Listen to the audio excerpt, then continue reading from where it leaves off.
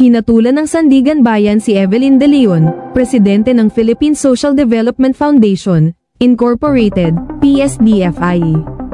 Nang hindi bababa sa 28 taon na pagkakakulong para sa graft at malversation ng pampublikong pondo na may kaugnayan sa maling paggamit ng 3.5 na milyong piso sa pork barrel funds.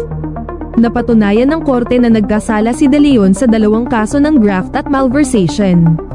Dahil sa paghahanda at paglagda sa mga liquidation report para sa mga ghost government projects na pinondohan ng Priority Development Assistance Fund, PDAF.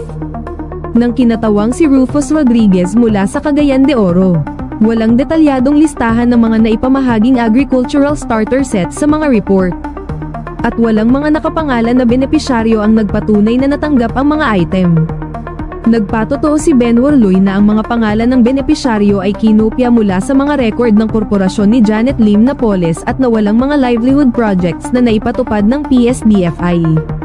Iginiit ni De Leon na ang kanyang mga lagda ay peke, ngunit hindi niya pinabulaanan ang mga pahayag ni Loy tungkol sa kanyang pagkakasangkot sa mga mapanlinlang na gawain.